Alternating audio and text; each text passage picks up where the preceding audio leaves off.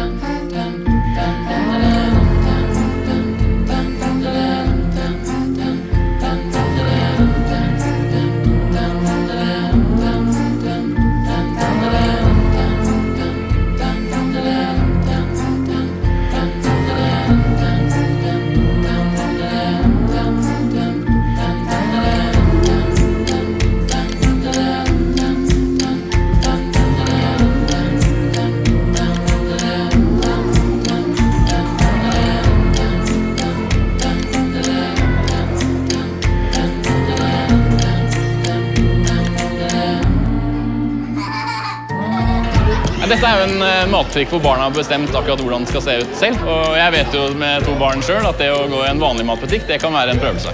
Så derfor så har vi laget en butikk akkurat sånn som barna synes det har vært morsomt å gå i, og den veldig lite butikk og kanskje mer lekeland.